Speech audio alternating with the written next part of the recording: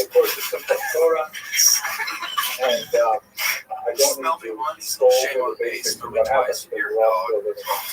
The idea for the day, 20 days later, after a punishing bombing campaign, Are you there, and God? It's there being will be gunched. one brief pause from the 24th of November to 1st of December where 155 hostages will be released, Valerian and the but city of there's a still thousand well over planets. 100 still living in Gaza, and there's still 100 in Gaza, of whom around 60 are still alive.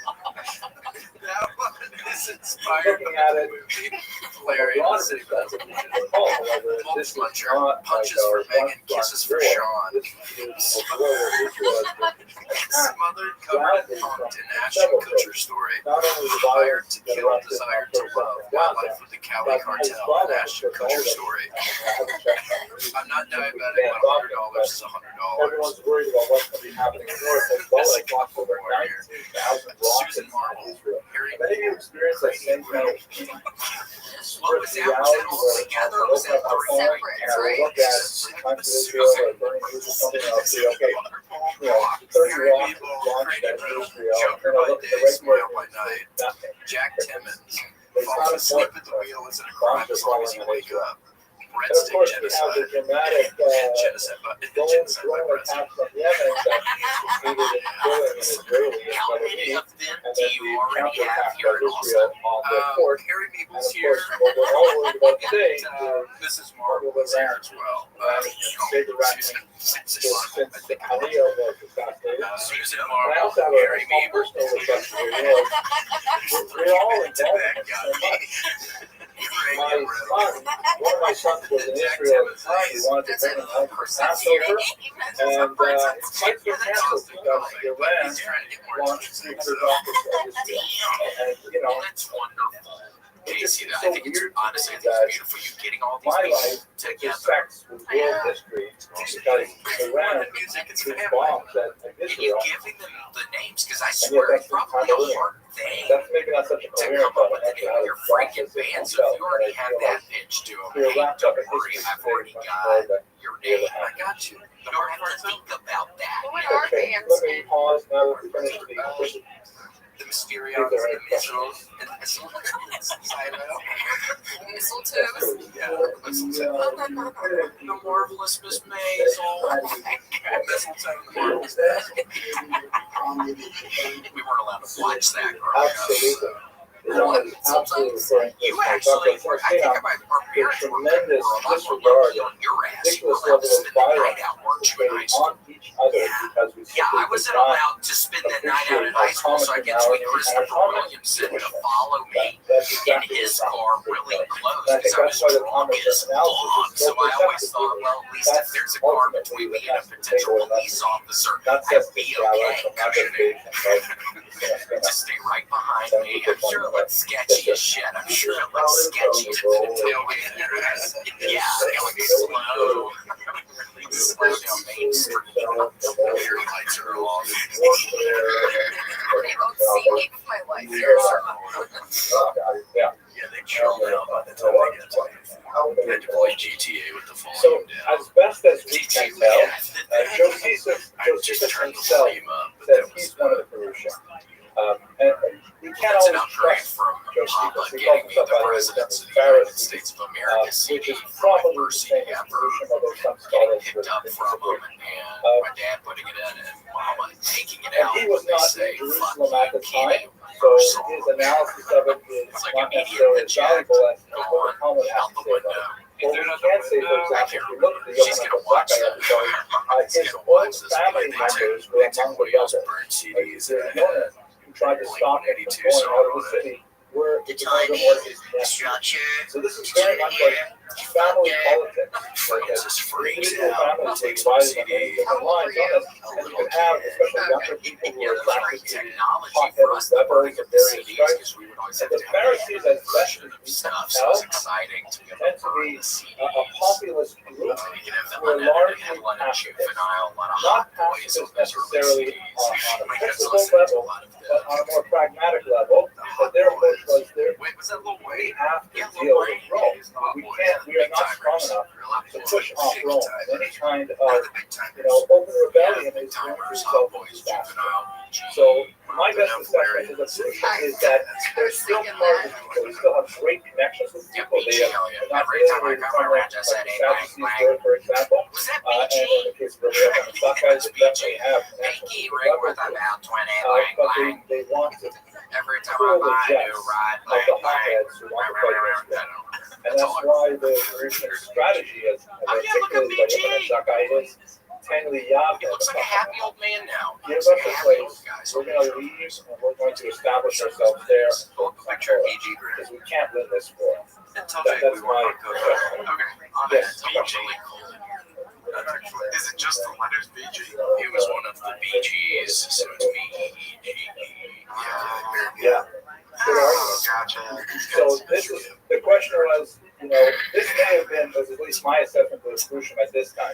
But 60 years later, you get to the third Roman war led by Rothschild in 135, and that had a lot of support from the yanking your chain. later, like Rabbi Akiva famously argued that Rothschild was the Messiah.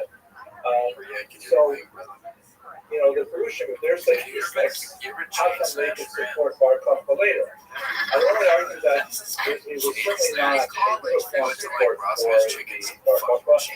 Joseph Karpikada, for example, Shaman says the other day, somebody's Grant's catchphrases, so that he's all over Urban Davis. But it definitely will not not favor of Bar Kokhba, or at least not to the extent that it was. However, the fact is, we have 24,000 Rabbi Akiva who died, according to Gemara, of a plague, but according to Rabbi Shai knew he wanted to talk to a your persecution. There's not a straight argument to say those 24,000 followers of Rabbi Akiva who died in that revolt. He said he was a former listener. I think So, probably what's the difference between was them? sick of it. I don't know.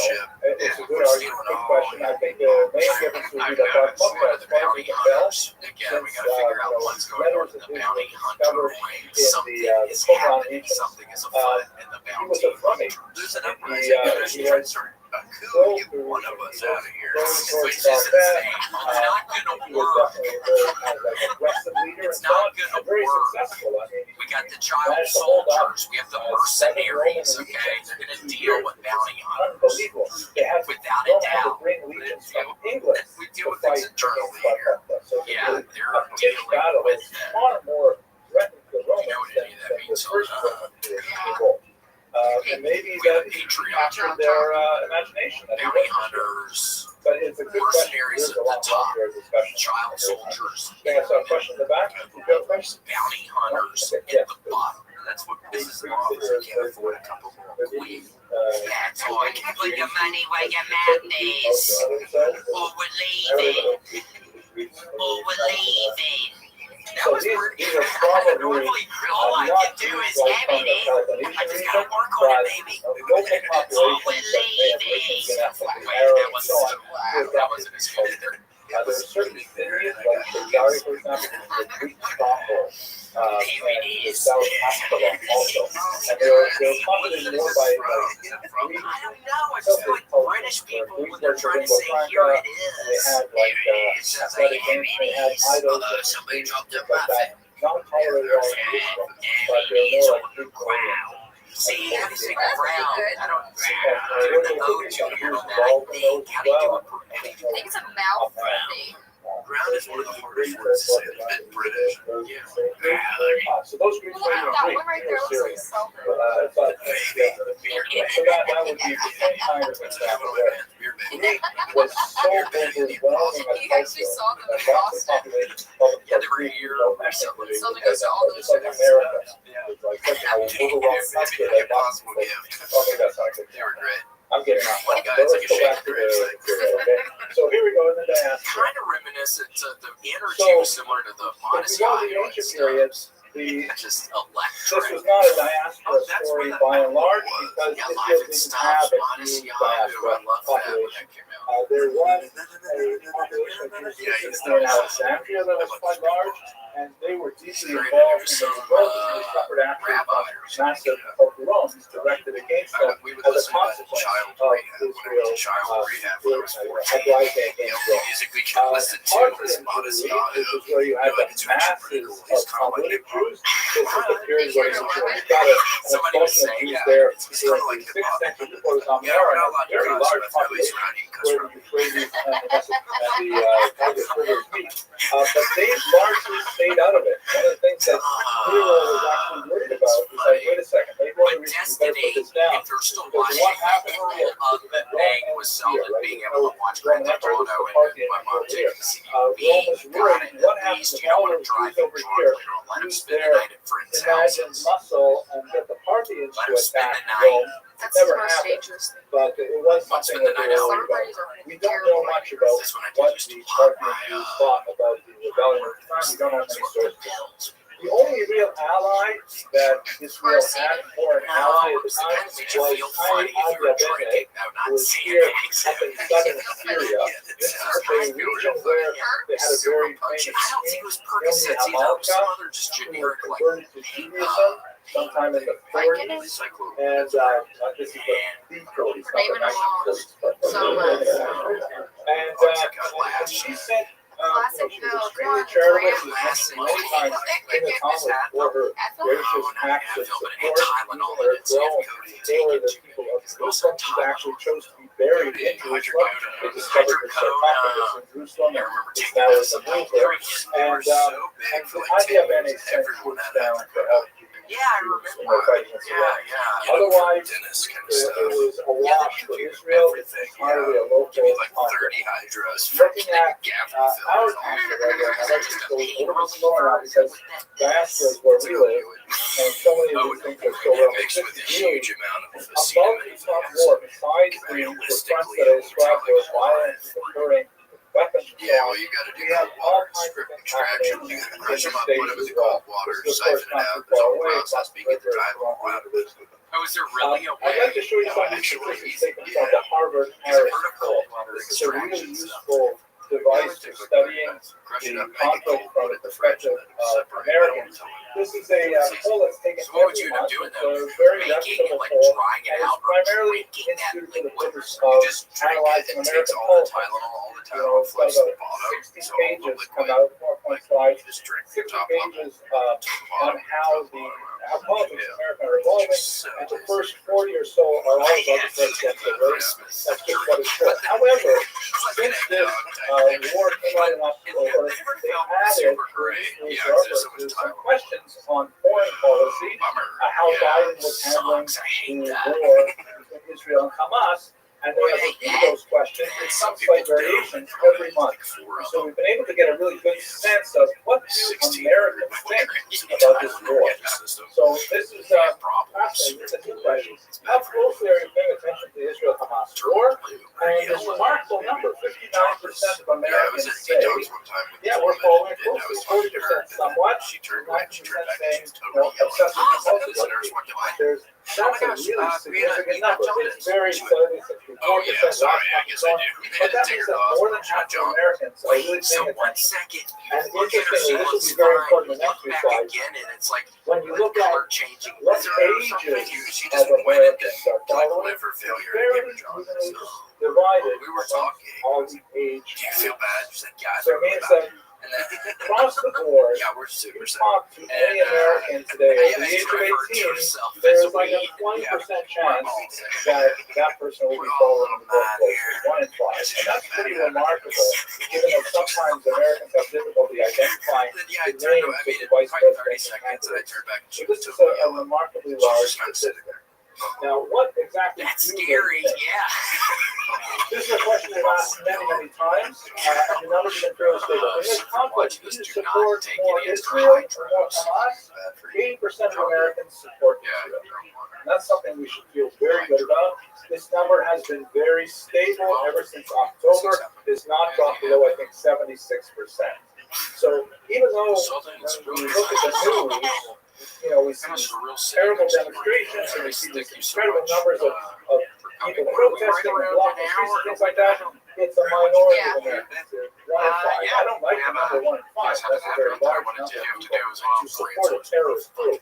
But Yeah, I nevertheless, guess they racked we it can on. rely, at least for now, on the fact that Do you want to 8 think out of of 10 ourselves, Americans though? support Israel more than Was that some. noise? Do you think Israel is trying to avoid civilian casualties? Mike, 66% what's say he screaming yes. about? We think that Israel is trying to avoid civilian Made me feel casualties. dizzy when That's I heard actually his a voice. pretty good number as well. Yeah, he's been working out a lot. However, this is the Oh, scary he part. looks different too. When you break it down by Okay, thank age, you, and Justin this has been Thrack. That's constant our as well Dr. since Thrack's son. October, We thank Kyle the Heath younger you are as an American, Red the Band's more mom likely it is is Israel will always come out. Ryan You Dixon. look at this crucial age group, Cindy 18 and to Yaka. 24, That's in Kaya. Whoa, excuse me, no. Excuse of me. children New. Yes, are Sandy. young Sandy. adults. Love it. The gaming 46% crooner. of them Tweet the freak support is actually Hamas over Israel. deals in That's a diamonds. terrifying, He's a terrifying. jeweler. And a One scientist. in Whiplash two Morganson, Americans Sean under King, the age of obviously, 24 Dodger think King, that Dodger Hamas King, has the Dodger right Fox. to this Dead vote. As you get older, of course, that number drops. Destiny When or you get Fred, to my age range, you're over 90% correct. 65 plus 93% correct, Laura Fashan. But this is a troubling number because it's not the kind of number that's going to go away. Obviously, these It's people are coming going back to get up. older, It's coming back and up. their Back values to are going to be spread up Destiny. along this line. Right now, There you go. this is the millennials. They're not in power. Very wise Future. decision. And Super wise. Huge He's trouble. gonna help us. Over here, is Israel trying to avoid casualties? 54% of millennials say no. People Israel don't doesn't care understand about this. casualties. We pay some mercenaries These are really scary numbers. And this is why I feel that one of the know most when you're talking shit. Yes. terrifying And the only way aspects you of this never conflict know. Yeah, the is only way you what's can do happening in that is if politics today. you're in fact a mercenary. That's the only And, way you're gonna you know, I reach can out tell to you really to that infiltrate at and then we Surrey start paying University, you. Yes, like so every can make a federal lot. We responsible pay university, one we have to report our Say, crime yes, statistics to the $500 federal government every year. That We might have like the 0 lottery. So you're pretty much signing up for a pretty good odds lottery. I hear there's another university in New York that also has similar statistics. I forget. Yeah, really good odds. But I fear for Alrighty, well, kids thank on you. Thanks, Selma. regular campuses. Absolutely. One of my sons who is studying to be a marine biologist Maybe in case you is can not one bring of his the two little university's brothers. strongest majors. Therefore, he's gone to And then we can get a fans as college well, that so has we a can strong end up marine having biology program. And lots it's of ones. Grant, do you have a brother? horrendous things. You know, like Sorry. people who are his friends on Instagram suddenly writing They can those come. vile, Okay, horrific, just anti-Semitic siblings, things on his page. Siblings only. Simply because he identifies Sort of as the Jewish. familial And, story. you know, I don't know. encampments and I haven't done it boycotts. outside yet. I myself, I was speaking at the University of British Columbia a few weeks ago, and they have a beautiful hill house on campus.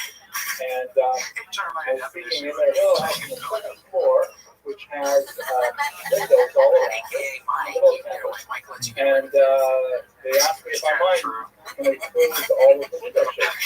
And I said, sure, that's fine, but why do I close the window shades on a beautiful sunny day?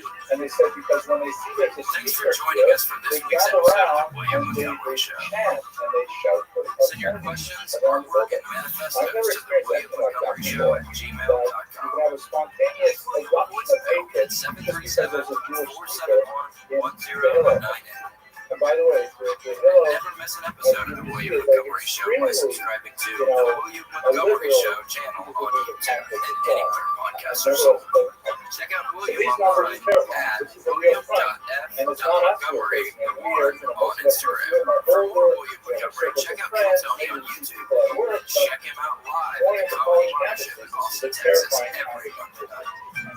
Find more of me, Casey Rocket, You know, at when 7 of 10 voters say they patreon.com/Casey only favor Rocket. conditional Follow me on ceasefire with Instagram Hamas at Casey based on Rocket. the This recent episode of the passes. William Montgomery Also, Show was a recorded fairly at comforting ATX number that Studios Americans right get here it, in that the the heart of hostages Austin, are at the Texas. center of The it, William and if Montgomery there's Show no is produced hostage by William deal, Montgomery. there's no The anthem is ceasefire. sung by William Montgomery. Again, The looking at drums are younger sung people, by William 54% Montgomery. say The no. words are sung There by should be a William ceasefire, Montgomery. and let the William hostages Montgomery get Show ready is a out. Fanny Co production. Thanks for joining us. See you next time. Oh, yeah, that's right. 46%. Just rewind that part. 46, it's still a scary number, 46%. So this is really a fact that we have to be aware of. Our kids are really in danger. Our kids are in deeply hostile environments that I haven't experienced anything like this. This is something that happened actually just last night. This is an ad that appears in Jewish Standards this past week. And there's Bob Magassa and Lucas here. They're an essential skills for college life. Now, as an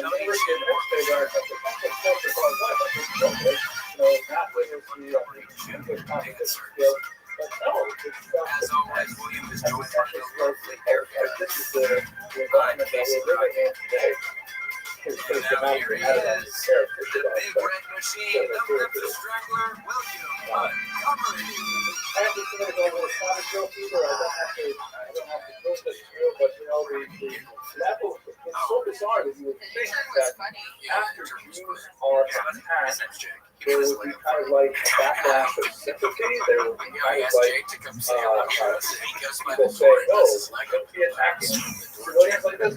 But Adirada, we see that it inspires more attacks. And the number of Totally scared to bamboozle, because I'll tell you, let that happen is skyrockets after October. As I'm sure many of you have experienced directly. for sure. Erica and I were Googling each other But earlier. what I find, I think, It was scary. most I frightening didn't about want all to this talk about what we a little found. bit more Do about not do it. Do not. next slide Why is were you this doing bizarre Googling average each I other? wanted to see what popped that up. has really We got gained unfixed tremendous time. We prominence, said although 3, I 2, 1. don't We started Googling each like other. that. Yeah, The Casey, as a and Jew there's all term sorts of is stuff. coined by Yeah, I mean, you have to be scholars super and careful. right now. I mean, people Basically, are gonna that's the take fact your that there info. are Okay, it's not a matter of Jews if or looking at when. this They're conflict gonna. begins It's gonna the take statement of your their opinion info with the and put phrase it as a online. Jew. It's You gonna know the next part of the happen. sentence But going to getting be, that info you know, offline isn't I, really all that condemn easy. The terrifying truth is data brokers sell your full name, email, home address, feel that their even your Jewish relatives ethnicity to somehow scammers. They sell your gives relatives. them They're going to sell special your parents and authority your little brothers to to scammers, opine on spammers, and deeply anyone else who complex wants.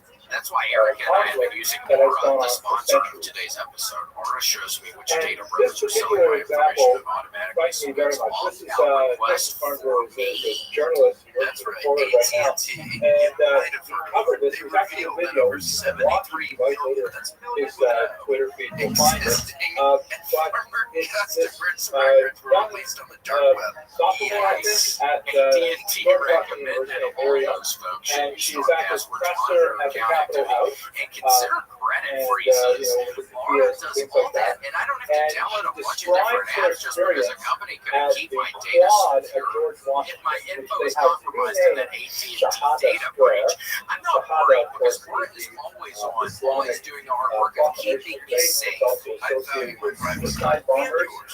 Go to Aura.com/WMS to start your 2-week free trial or click the link in the show notes. Stop data brokers from exposing your personal information. Go to our sponsor, Aura.com/WMS to get a 14-day free trial and see how much of yours talks about how yeah, just get on it. she's so 14 days grateful free. for the You see who's on your at her ass. college. See who's really Because it has given her a uniquely Jewish experience in life. Thank you.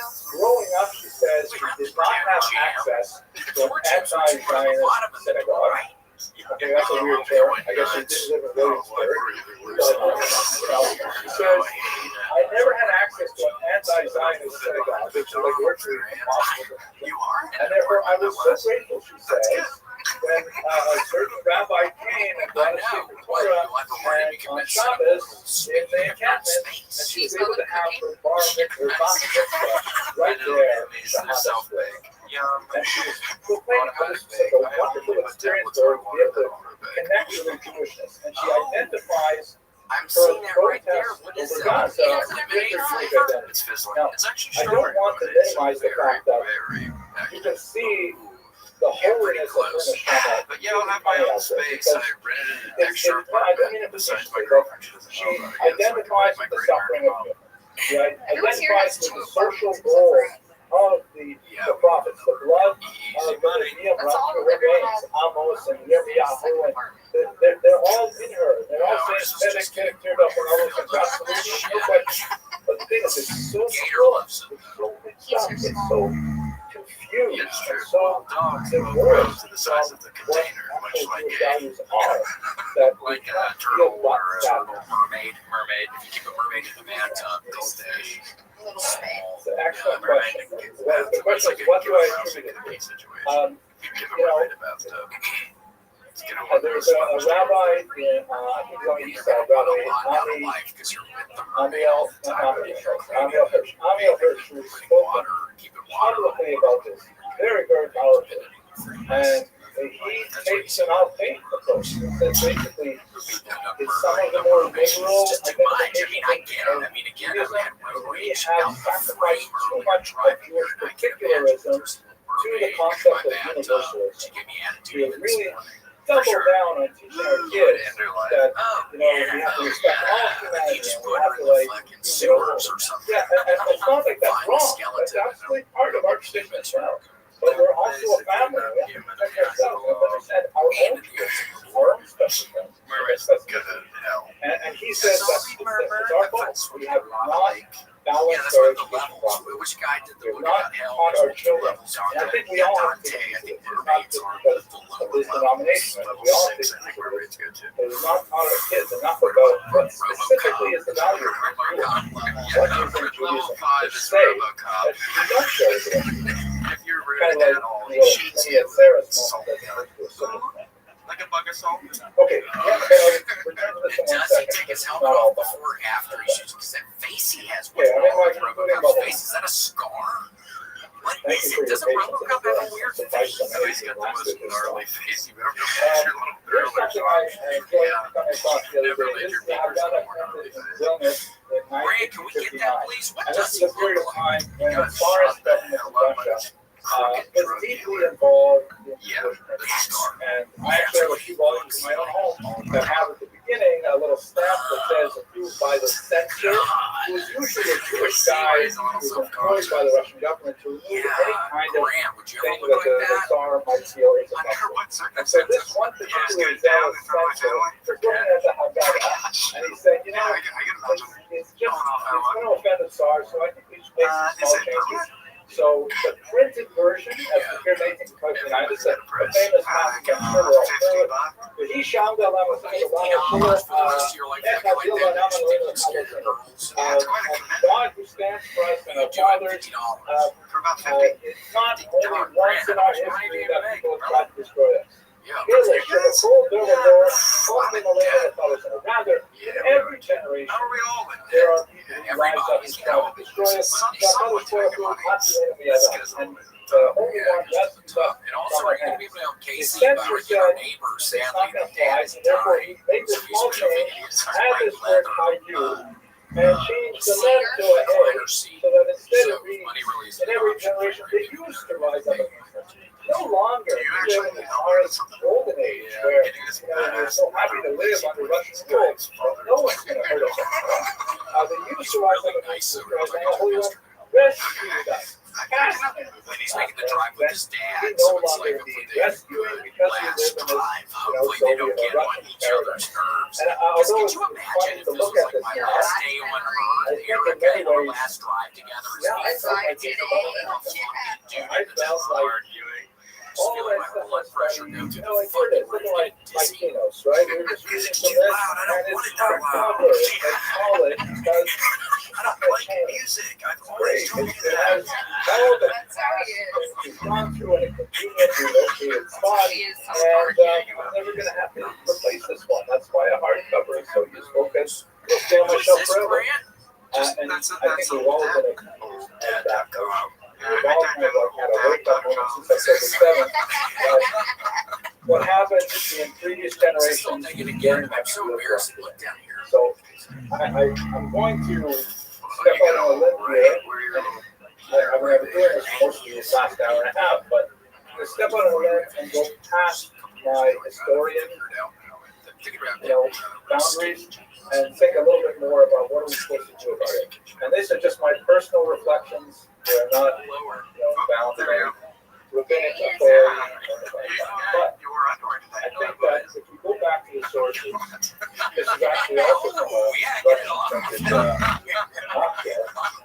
The advice we have is move out and drop down here in Israel after data. We have a 3-4 plan that we provide upon.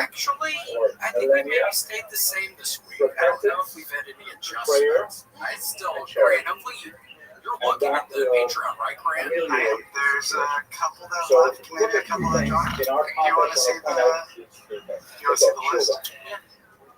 Yeah. This is an amazing story that I just read about a couple days ago. You made a shirt. It illustrates a phenomenon that I think many of us have appreciated. This I is guess the I can send Reverend that here Anna and I can put it up on Leahy, Great. I don't know about now. Is it who this was at a the very end? It's going to successful confuse people. Unitarian It's confusing minister me. in We're going to turn Manhattan. the I like looking at it. It's just so you guys can Parents see. There's the from gaming crew. Jersey That's a new one. were Oh my survivors. They gosh. did totally from Was her Red Band the Small fact that always she on was this Jewish. list? They I didn't think they were initially on which I think the would be a giveaway.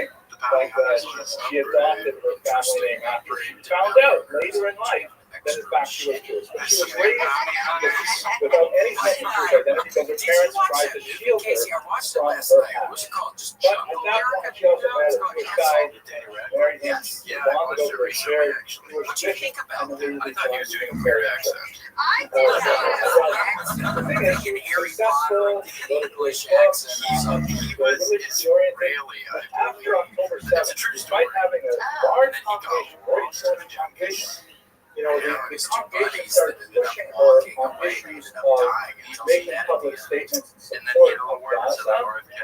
and she was offended by the text and disturbed Yeah, I by saw them. him when I She had met to him get them to in LA include some last week. reference I to the was speaking hostages for later something. I on, was seeing and it his, was like, it was so skewed, and she had so much opposition from her then I also congregation that texted she him, eventually had so an nice to October meet you, great 7th job. wake I up never moment, heard a response. and So she I said, I thought can't maybe stay you could be here a part of this cabinet. And If so you're a she president, quit the you know, church, he doesn't respond on and now she text. is in a rabbinical school. Freaking out on truck Maybe drivers. not, probably not an open deal for her yet, It was my big shot. It was my nevertheless, opportunity there to is a get phenomenon that What even if though you we make have the seen that we Secretary have of the Jew State phenomenon, Just one you see day, that there you're is a fucking centrifugal Russia. force, The next day, you get that a text. when there is pressure on the Jewish people, there are some Jews who are pushed away. They're not Secretary of attached Defense. firmly enough. I'd say I'm willing to do it. I don't know a lot. I can send you my resume. If you need to look at my resume, it doesn't really have anything to But do there's with also a the centrifugal force. There's Yeah, also the guy a that force takes the where, questions, but then you know, we saw this on Instagram. A press friend of mine, secretary, that would be fun. Naomi Nachman, It's physically who's their nervous. culinary Sweating real expert, bad. she says, like, right after October 7th, there's all kinds of people piling on their Instagram trying to find Really out busy. everybody wants to get back in there. Well, you Even would do though his it's so classic, far like, he away can't hear you. when we are under attack, there's something wrong with the Yeah. And I think we should welcome that That's fat. encourage that. And we In the need front. Miriam, Holy whose shit. Jewish experience at Shahada How'd Square y'all have gets sex? just a little bit more Last time y'all had sex. I think that's an open for conversation. And I think that's also a small clue for the tremendous Shut up. disunity Shut that we up, demonstrated in the first bitch. one. Get out. Secondly, Get her out of here. Raise your hand real quick. we read this Bitch, you're other stupid day. as shit. Get out of here. I mean, I referred to my keynotes as being a hard subject. Sorry. And now Yeah, we were I have to awkwardly add weird world. I just a remember looking photocopy over William next to and he's it just talking because I about know that what is this is new history, Personally, history and creation. That all of these keynotes that we read commemorating the disasters of the past, And then he ended up telling me it was so funny. He was They're like, not yeah, the if you start drinking, don't worry about it. This Just is the call me keynote the of next our day and I'll generation. give you This is the locations keynote of that, AA meetings. you know, I was like, oh, cool. So you're basically previous giving me keynotes permission I've to read, drink and tonight. occasionally I've been more He's like, moved yeah, oh or my less gosh, if you have a moved. surgery, you're going to get, don't But worry at all. you Just can call read with this me. keynote by Rob I Lemont was like, okay, well, and we'll not see. be moved. Careful what You you cannot wish for, feel. because I would definitely get You tagged and cannot call see the RFK. images I of made a big mistake, Daddy. RFK is your sponsor. Did you believe that? So our feeling He's my sponsor. as a Yeah, new great. You opportunity didn't know for that. Yeah, energy it's official. prior to Well, he didn't the respond to my text message, so it's not official anymore, but it was official a Fine. week ago. For a period of time, it was totally official. It was So crazy. again, My it's life was like with changing. a coin. It literally was changing. I wasn't hungry And anymore. obviously, Seduca doesn't need Some that weirdest coin. change in my life. I just In got like not hungry. 1958, the 10th anniversary of the establishment of the state of Israel, Israel wanted to mark that milestone in its medallion collection. And so, an artist whose name I unfortunately don't know created a modern version of the Dea I don't even know if you're joking about this. I'm not even kidding. We went to Dober's Pizza with Dea him. Kappa, Yeah, the Dober's Roman Pizza soldier, with RFK the Jr. was respondent cool. Yeah, woman he was the representing Crocodile Dea, Mile. I think it was and this specifically the felt Crocodile like Mile Yehuda, brand of slip and slides. the You have to exile know inflatable, okay? of And you had to bump it there to get airborne. And his ass was getting airborne. Oh, he kept going too fast. His fucking security team was terrified. This is Oh, yeah. I go a little faster. What do you guys think? The crowd tagging him. And this is Oh, a yeah. beautiful artistic Then he expression. was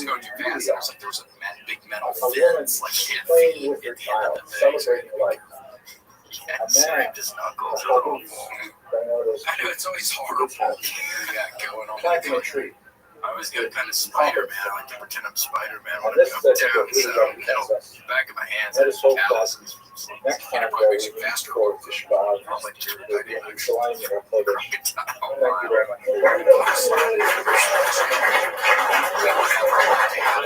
It looks so fun. My mother watched like a 60 Minutes some Dateline or something about kids breaking their necks or slipping inside, so you were never allowed. There's Tell me what you were telling me yesterday about your dad exactly spinning you around with your legs and it'd slow down and you would hit your head on the floor a bunch. There was just a memory I had. My, You didn't mean to. We were spinning us around the front yard. I was having a good time. You were spinning us so fast. I really think it was so fun. And when you slowed down, leading up to the my head event started knocking October on the 7th. ground. It was so A annoying. very quick look at the incredibly difficult year that we have all experienced, and then to contextualize that history within the larger scope of Jewish history, to look at how have Jews reacted to tragedy in the past, and then perhaps to give a very brief look at how we have so far responded to the current crisis. And I hope to complete this within 20 minutes, so that we will have plenty of time for this very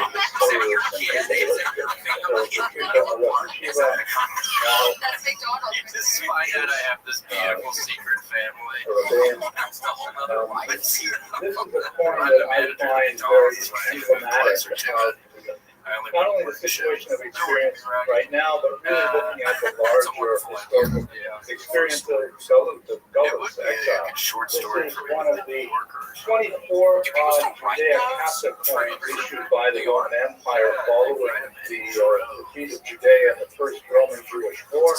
On the left is Vespasian himself. Sometimes the coins show his son Titus, who later became emperor after him. And on the right, you see Judea captive. Judea is taken captive. There's a balsam palm tree in the center, which is one of Israel's greatest exports of the time. And there on the left is a looming Roman soldier looking down at a despondent Jewish woman who represents the Jewish holiday. The Romans made tremendous propaganda out of these coins that circulated widely in the ancient Near East, and it was a constant reminder of the humiliation of the Jews. This was not the only time, of course, that currency has been used to humiliate a defeated or to be defeated enemy.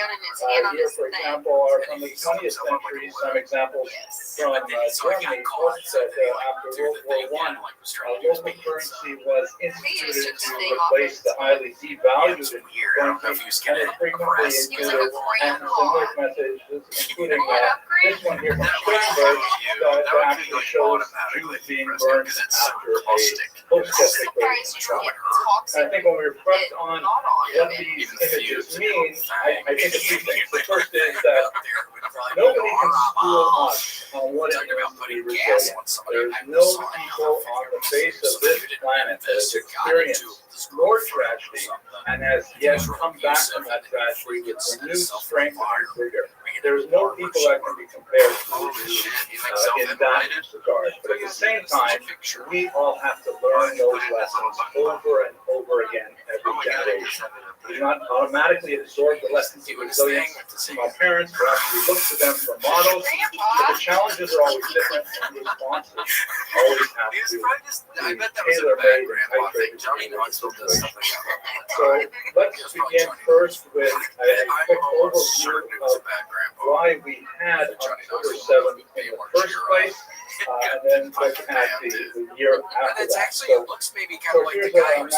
On the left, you see the armistice signs after the War of Independence ended in 1949. You can see Israel is the green part of the middle, and then on the right you have after the remarkable 6-day war that alluded to. Gaza, of course, that little strip down the bottom left, we're all familiar with the map. In terms of the ownership of Gaza, between 1948 and 1967, it was part of Egypt. But then after Israel conquered those large territories, it was taken over by Israel temporarily. And then in the Camp David Accords, in which Anwar Sadat on the left, the president of Egypt, and Billy Carter, president of the United States, and Menachem Begin, prime minister of Israel, signed a historic peace treaty with Egypt, which, although it is a tenuous peace treaty, it nevertheless is holding. Then the Sinai Peninsula was entirely given back. For his efforts at creating peace with the Jewish state, Anwar Sadat was assassinated by members of his own bodyguard, the Muslim Brotherhood, which was actually an ideological forefather of the Hamas movement. But Egypt did receive the entire Sinai Peninsula, the entire triangular portion at the bottom there, which was conquered by Israel in the Six-Day War. But Egypt refused to take back Gaza.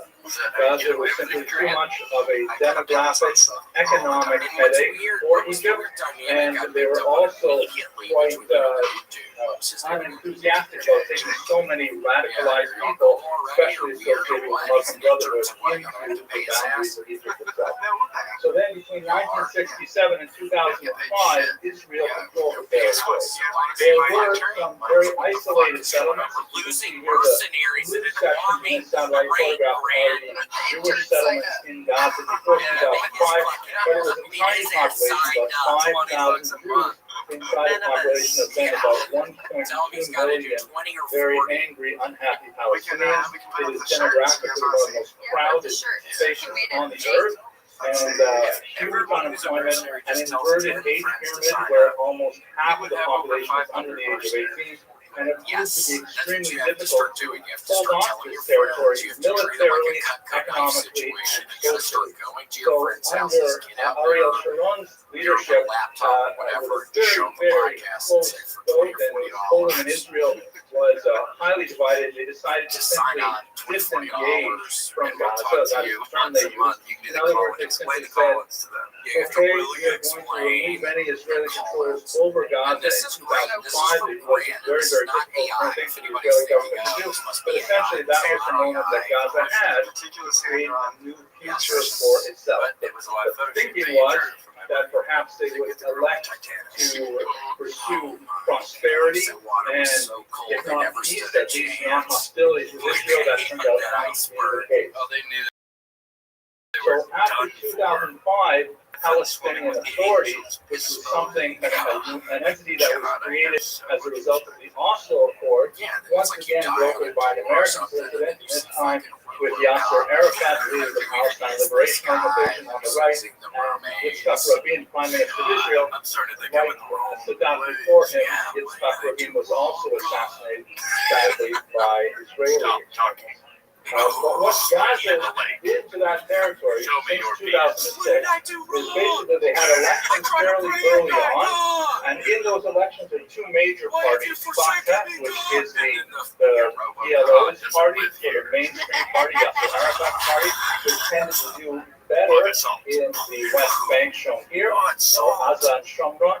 But in the Gaza Strip, you can see that Hamas had a very strong presence in the north part of the Strip, and then shortly after winning the elections in January 2006, they immediately had a coup and drove out all of the Fatah representatives. So after that one and only election, it was completely dominated by Hamas.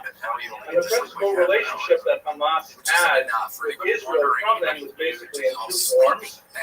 One, work permits. About 30,000 work permits were issued every day for Gazans to enter into Israel and to work in various jobs. Even on October 6th, and the other way was, of course, the rockets, because the hostilities absolutely never ceased from Gaza since 2006. Israel fought several smaller wars with Gaza, but the state essentially developed a kind of modus operandi with the Gazans. Part of it was related to over-reliance on technology, which was performed absolutely amazingly well. This is a photograph, of course, of the hiring zone on the left, responding to rocket attacks from Gaza.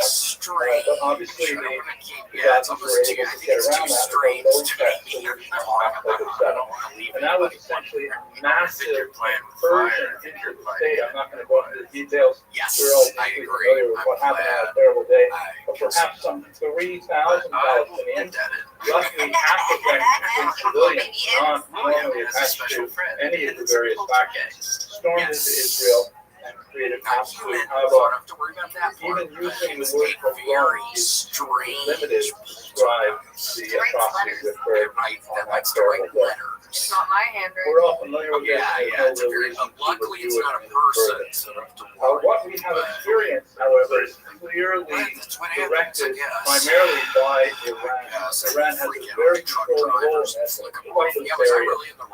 Iran is the primary funder of Hamas, which is especially ironic because Hamas is a Sunni movement and Iran is, of course, Shia, but the hatred of Israel is far more significant to all parties. We also find Hezbollah, and Israel is, of course, at war now with Hezbollah in the north. And Lebanon also has a faction in Syria and in Iraq, and they're also funding the Houthis from faraway Yemen for even launching, unfortunately, they won't even successfully a deadly attack on Israel. The Houthis, by the way, is our kind of movement. This is their official government slogan.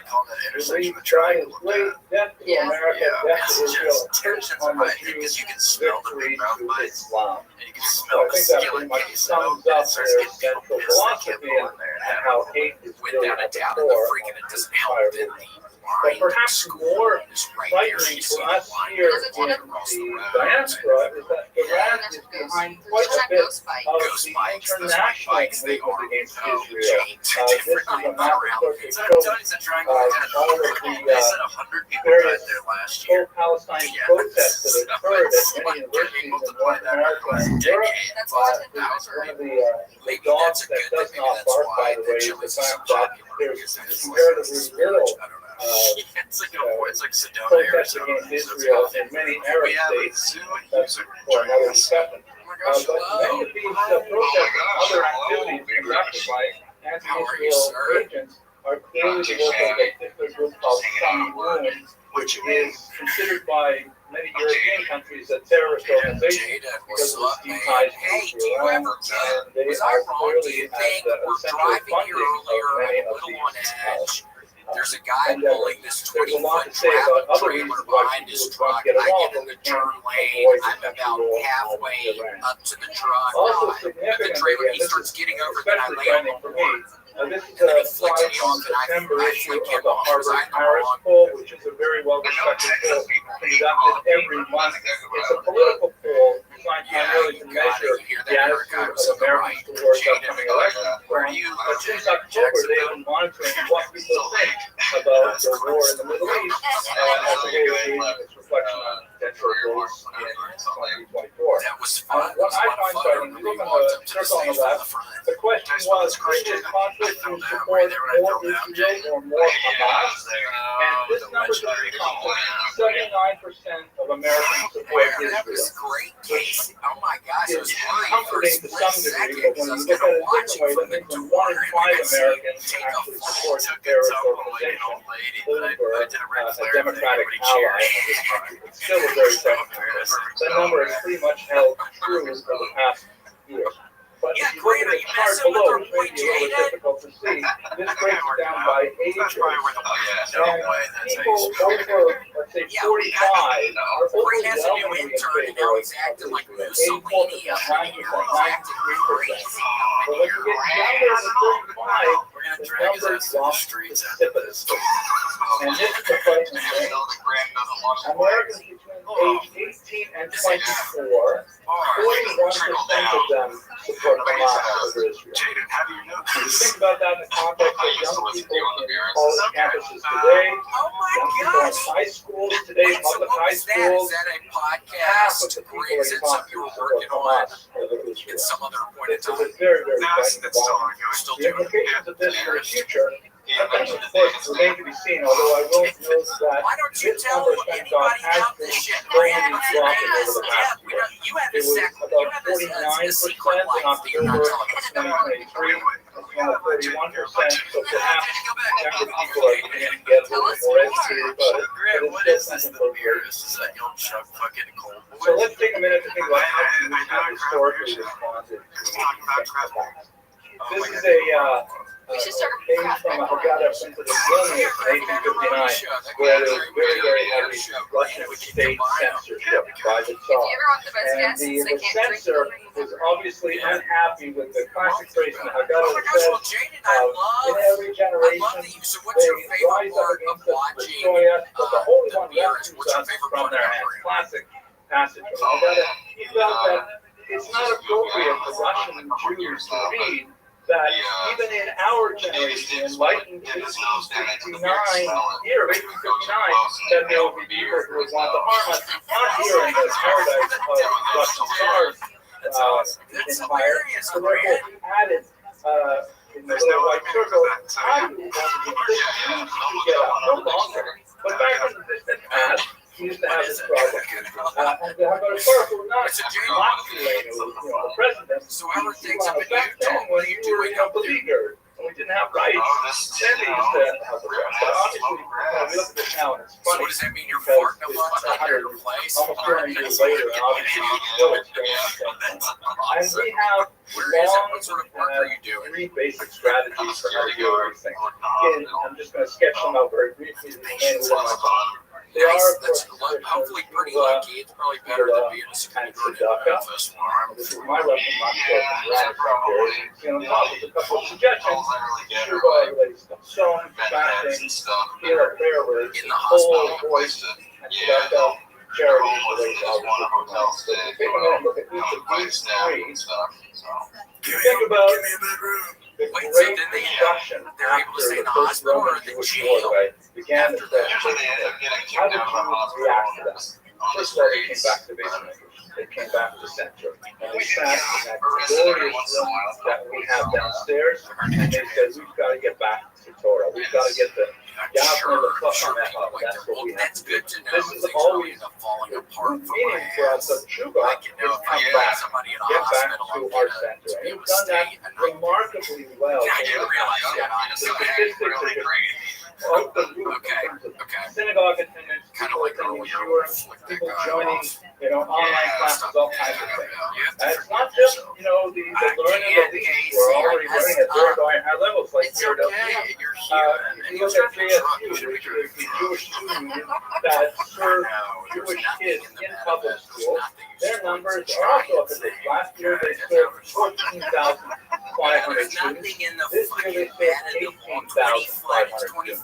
And here's something that actually burned me. They even set up a 7 a.m. Mesilas Yesharim Shir, 7 a.m. Were you ever able to dunk a basketball? because they can't get enough learning. No, Do we have a 7 a.m. Mesilas Yesharim Shir in the school? I mean, this is coming out of public school. It's an amazing thing that kids will get up out of bed early and go learn Torah before they have to go to school. This is really our first grab job. the rim and I can And dunk when a we tennis feel ball at the peak of my overwhelmed powers. with the tremendous amount of But I was reporting that very goes athletic socially, when I was younger. I think in particular of Yitzhak Mendoza, who was a completely assimilated Jew in the 17th century, who had reached the heights of his career as a medical doctor and as a poet. And then once he was required to want the public burning of some crypto Jews in Madrid, and it turned him right around. He said, I can't do this. And he left his fame and his wealth, and he went to live in the ghetto of Venice. And he wrote a tremendous book there, excellent excellent quality. Wait, so what? And there are many Jews who have turned their lives around as a result of October 7th. We just have to wait to see how that develops. Oh, yeah. So look at Sheila. I don't know. In the ancient Israel, there's so many examples of Jewish resources. This is an aerial view of Hamat area that was constructed in the 3rd century. There's 200 years after construction center. And you can see that in the synagogue floor is dedicated there. That harkens back to all the elements of the temple. They're returning to that center. They want to get back to the idea of Sheila as it was practiced. Just let an alligator. There's so many things, the piyutim that we read so many of over Rosh Hashanah, we were on they were also composed in the Byzantine era because the emperor had put bad Jews from studying Mishnah, and so they decided they would try to incorporate various things into the piyutim. These were created as a result of the pressure from the environment. And in fact, Even the Talmud Yerushalmi was composed after a failed revolt in 352, and the So were result you was saying that this stuff the was the Romans were cracking nastiest down thing you've even seen this harder year? on the Jews, and as a result, they said we have to start putting these things down on paper. And the basis of what we study every day comes out of that moment of crisis. And one of the things that I especially appreciate is that we're not calling this the Simchas Torah massacre. What did they do? Just cut It them, happened, get a saw out, but we're cut calling them it off? October 7th. Yeah. We are separating it out. It's happening. It happened on October 7th. So We they will at least mark give them it. some But gas we or have, something, as or do they give them Jews, anything a before they perennial cut cheerfulness that shit and off? optimism. That is I'm grounded sure into they, our DNA. That even though we are experiencing tragedy now, memorializing our dead, we nevertheless have a deep-seated confidence that we will dance. Yeah. And finally, Tzedakah. This area of Jewish activity has been absolutely phenomenal. A project that for Israel, and all of a sudden, America realized here actually in the tri-state area, realized that, Well, keep your head up. the IDF doesn't even have enough boots for all the soldiers that Russian volunteer. Please do. And between October and January, Nice they to talk raised to you, man. Thanks so much for collected 10,000 pairs of boots. Give them out. What are you doing this weekend? Any big And shipped plans? them all off to Israel. Soldiers suggested they might like tzitziz, maybe for the first time in their lives. And so seminaries and yeshivas all dived in and all began tying tzitziz on combat screens so that, the soldiers can wear them. I'm sure many of you have seen the Instagram clips of soldiers receiving their first pair of tzitziz and literally dancing around their barracks wearing them because they felt like they really had to be on. And the organization called Simcha Points that use innovation to say, we should be collecting people's unused airline points to provide opportunities for Jews to fly and experience Simchas as well as the other, life-saving surgeries and things like that they need. These are all elements of more Tzedakah Shabbat Guf than Tzedakah Shabbat Mammon in many cases, but nevertheless, this is a Jewish response. Which actually give me, they induce psychosis So, in me. So I'd like to close now with just another thought about October 7th, but not October 7th, 2023, but early October He was talking 7th. about one of his buddies took One too of much the acid, and now what does he do? Do you even remember? It historians sounds have like he's not the sometimes same. It's just different. dates get seared in my memory. And when I read about October 7th, 2023, I remembered October Stay 7th, with us, Jada. We need you around, 1944, okay? The was hospital a needs you. great We need you. uprising in Don't take any acid Auschwitz this weekend. when a group of the we'll most try. degraded, most Couple hits, couple beers, you keep know, it chill. lowly Jews There we go. rose Pour some out up for and us actually since we can't destroyed drink right two now. crematorium. All One right. of those rebels was the man Think about it. Roman If you drink a Gadowski. beer. He was a member of the so-called Sonder Commando. These were people who were given the awful task of removing the body Yeah, I used to from love drinking gas on chambers patios. and transferring the bodies to Especially when it's nice crematoria outside. for disposal. Yeah, And it's he did finally this nice day here. in and day out, including to members of his own family, his own community. So what is Every ice made single with? night. What's the temperature? You come back to his Right now it's barracks, like 70 and you degrees. recite Kaddish for That's all the nice. What people is that the he has course to at burn that day. 99 Day today? in It's and already day out. hot He was here. also something of a poet, Oh, that's and terrible. he decided to write down everything that he had seen in Auschwitz during those terrible years. And he literally, before the uprising on October 7th, he buried them in the ashes of the burned Jews. Because he said, surely archaeologists will come, and they will dig up this place to find the truth of what happened here, and they will find my writings. And in fact, Kakava, Oh, they the wrote Davis down. step. I'd Oh my like to gosh, read you Grant one on passage Urban from Encyclopedia. something that happened in March. The Nazis had brought together a group of Czech Jewish women, and they wanted to launch a demonstration of the efficacy of cyclone beds, the poison that was used to gas them Try to death. smell her. And they had all It has these almost young as women many gathered in a downvotes as single room, it's great. and they all stood there, while the Nazis in their uniforms, looking at these People women hating in on their that. last moments before Because their there's lives. another. And Gradowski That's reported, fine. That's fine. Oh, in a there's large another number, thousands of women putting to death. What is All at once, spontaneously, a song rings Wait. out. No. The police procedure were two? officers They're stand just kind of transfixed. similar. Oh, Davis Dip, when you insert a finger or an object into your dick hole. Hey, I just Davis dipped myself with this Cheeto. On the threshold of extinction, in the last moments of life, black people, instead of moaning, instead of weeping over their young lives, and raise their voices in song.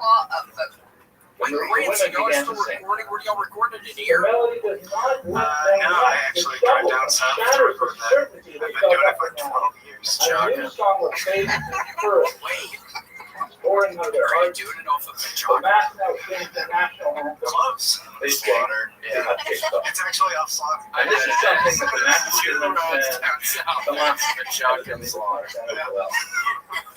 We are What is Mike knowledge will do it here? a people of hope. Now the We are a host people just of records it hope. at his house, so we We can do that. believe in Hey, the ultimate hey, messianic this is redemption of the Destiny world. Ford. We This believe is there is Destiny a plan. Ford. We are following that plan. We've been So while the Nazis were following the same path of Vespasian, Oh my gosh, the you're Judea here coming to a Capta, necklace.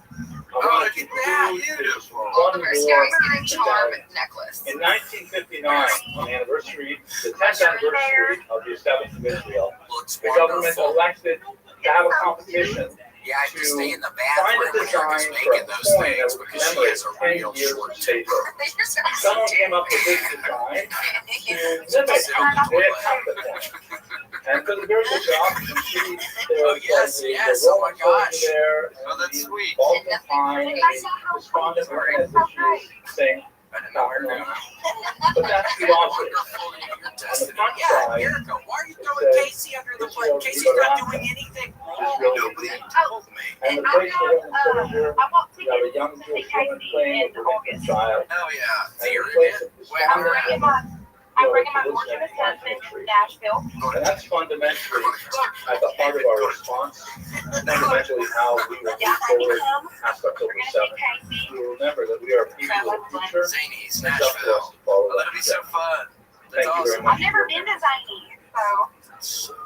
Yeah, it's fun. I'll have a great time. Casey's hilarious. We were there Hello. almost a year ago, This exactly. video was I know, intended almost a as year a ago. Is that really what it letter was? to Jewish Wasn't it? I think it participants was. in anti-Israel Time protests. flies. Perhaps you saw the video I Destiny, posted what are a you few doing months today? ago What's going after on? You have October that 7th.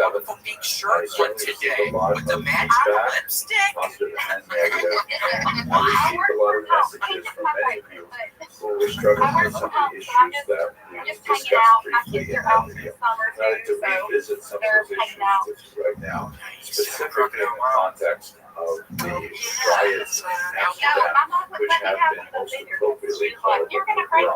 I don't It use was that a thing. word Well, very Destiny, I'm lightly. happy there was somebody Basically, else because I let's think take a we minute also to weren't talk allowed about to what roll event because my you mom only saw know so something far, on Dayton but and you it's place 20 that minutes some about historical people significance. bowling and then And may I having talk a little bit doo-doo about on their the fingers very and then the significance doo-doo of going into the really holes what I and think sprouting this little means for you, mushrooms. So we and weren't I allowed would to encourage you to think about mold growing up either specifically because it was too last night unsanitary. after a soccer game and 2 days before the anniversary of Kristallnacht, the major pogrom that occurred right on the eve of the Holocaust.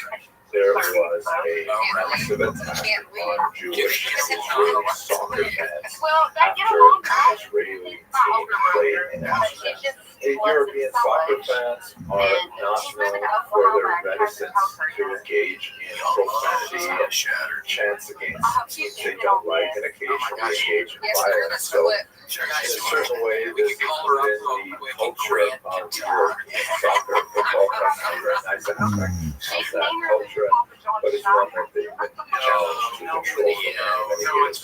But this specific incident of violence was clearly qualitatively and Well, how are you quantitatively with your quite kids? different. Do you let them at least go Basically, out and stuff? after the game ended, gangs of thugs arranged Would you to ever get ambush your Jewish kids and Israeli rock soccer a supporters slip inside? as they came out of trams and at certain corners and certain main streets and things like that. There was some evidence that there was some premeditation, some planning, and perhaps involving the riding around scooters and How is it? identifying Is it people exciting? Was it photographs of exciting the as people stadium, say it is? perhaps involving taxi drivers. We'll see as the investigation goes out exactly how this came to pass.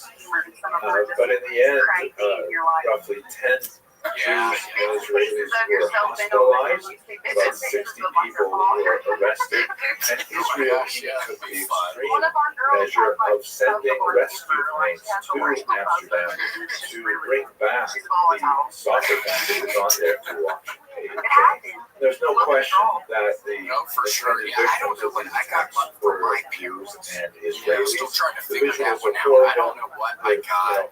Crowds of I don't know. people, I got my sometimes dad's armed with bats and even knives, attacking small groups of Jews and Israelis.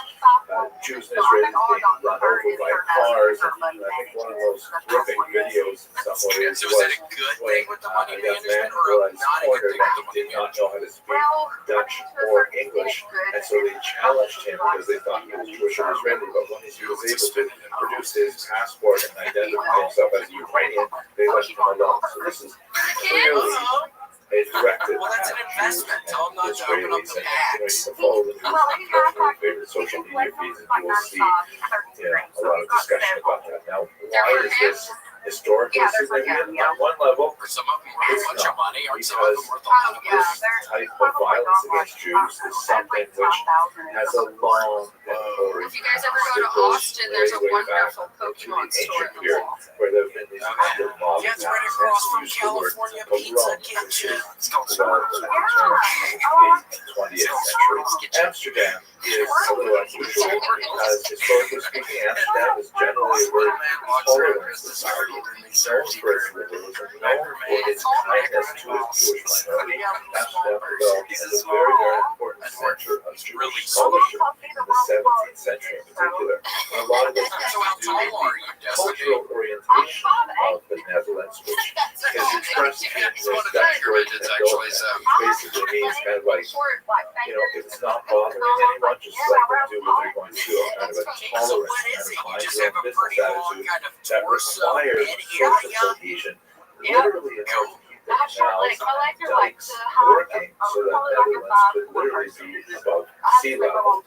There are some Hold on, Grant, remarkable look up a moments man, of and this tremendous guy, I think, friendship is from with the Jewish people, Nashville. such Look as, up for Grant example, the Stringbean. dock workers' He was strike of February 1941, when a the musician. only example of this entire Tell me, Holocaust Destiny, this is to what I'm have picturing. the entire industry rising up and protesting This is what I picture. specifically And again, this guy, I think it's from Nashville. It turned out to be Tennessee. unsuccessful as the Nazis He's actually acted with wonderful. It's in tremendous one of the repression and songs, Casey, shut it that down was within recorded. days. And West Yeah, was he's got involved with very Whoa. important. There His have, of legs course, some are very dark all moments formed. in the history of Amsterdam that was Jews, most significantly during the Holocaust, as was captured by Amsterdam's most famous Jewish resident, young Anne Frank, who lived in hiding with her family from the Nazis for several years until they were finally betrayed, and she was sentenced to her death at age 15 and buried in Belfast. So, on the one level, this is not historically significant because pogroms have happened for a very, very long time in Europe, in the Americas, and so on. But on another level, it is surprising perhaps to see Amsterdam, especially with its You could have some athletes in the parade. let's take it though to the contemporary period. And I says, Why I think it's basketball is so probably better significant than football that I because wanted to Destiny, you about do it. not want them to get the CTE. Except for the I fact think that the first basketball is 2024 safe. is not especially surprising. There may be some unusual aspects to Don't this get in the violence way, that we football. don't know about yet. But It basketball, would not Casey surprise actually me, for could example, dunk that as a these freaking investigations continue, tennis they may ball find and a that there was some 10-foot nefarious involvement of state actors like Iran, which has a very long history of sponsoring anti-Jewish and anti-Israel terror 6'3". throughout the world. Hezbollah in particular has been And I'm involved. like So 6'1". why I see this as so important is because this incident is a very No, clear I indication know. I was that just we trying to impress have y'all. formally I'm moved 5'9", to a new period so I'm a of little Jew bit hatred. taller. You may have watched some of my other videos in which I walk through the history of Jew hatred as an ideology. It moves from xenophobia in the classic Greco-Roman period, then into Christian anti-Judaism during the period of the separation of Christianity from the other religions Tell of him to be Judaism. he'll be okay. He needs to not eat drink too many milkshakes. Tell him to be careful with milkshakes and Like stuff. bloodlines and so on. And then in the 19th century, How old you is have he? the shift to modern anti-Semitism, which held sway for you know, a little over 100 Just years, wear which was sunscreen. primarily criticized as being involved in some kind of global conspiracy based on a racial concept of Judaism. And that's basically where we were. Really up until 1970. But now we are in this period. It has been percolating for some time prior to October 7th. Tell his ass he needs to do the sunscreen because I tried to make my appointment with the dermatologist yesterday to go because I think I have skin cancer get on my face, and then I couldn't make the appointment because I didn't have a credit card. Violence against Jews is never like sort of marketed as, hey, let's just go for Jews. That would be something that's very few people will get Destiny's address. We can there has to be another reason for clothes. the Jews to kill Christ, or the Jews Christian children for their blood, things like that. The Jews are communists, they're capitalists. Those are all the justifications that are used for simple anti-Semitism or Jew hatred. Oh yeah, that's what you gotta do. That's what I do. You gotta wear your fishing shirts. Anti-Jewish violence That's what I like to wear. This is something that should be significant. Well, he's doing it. He's coming halfway back there now. He from just needs France, to and I sunscreen. picked up this great book Because you'll have a bunch of kids. totally there. Yeah, liberal Jewish thinker in France. In this very brief book, which I really hope will find as translators soon because it's very powerful. Charged. The title of the book is hard to capture well in English. Basically, it Yeah, says, ever since I saw the what's commercials wrong about and cleaning why off the aren't you oil from okay? the ducks. Conversations I after the 2nd of thought if October, it's good enough for a duck, it's good enough for me. really very tricky goals. Countries have included since October 7th, how things have changed. Oh, that's so funny. Yeah, Written ever a since series I of those conversations commercials really with their just got deceased to me. grandparents as she reaches back in history, trying to understand and remember time, conversations with many other people, again, fictionalized to try and express this sort of malaise. So does he also And use shampoo, I think or is one it of just the the most dawn for fascinating the body, discussions, or which is it for the I whole think is thing? especially relevant to you, she talks with Oh, nice. some anti-racists, you know, we call them maybe Antifa today, I don't know, but she talks with people who are otherwise very tolerant and wanting to, like, you know, quash any kind of racial prejudice, and she asks them essentially, like, you know, what's motivating But it you doesn't. What wrote to it be bad there? You blazing in anti-Semitic, there? to be anti-Jewish, and the You imaginary had something up to your responses lips at say, one point. Were you oh blazing no, in say there? the good souls. Oh, whoa, whoa. It's not anti-Semitism, it's anti-Zionism. Yeah, We have nothing against Jewish children. Casey's We always so only sweet. have He always looks an bad. attitude towards Israeli children. And the response is, oh, well, of course, that's different. They are certainly to blame. Right? They're certainly culpable, these Israeli children. We just I mean, you hear recently how got a absurd vape, this and I sounds. was And to thinking, I'm gonna contemplate blame what's me. I'm going gonna on in look at my Israel notes and is everything very on this, difficult. but It you're is good. complicated. There's a Confirmed it. Made her tremendous feel amount of right here. suffering in Gaza. Look, it makes No me feel question. stupid.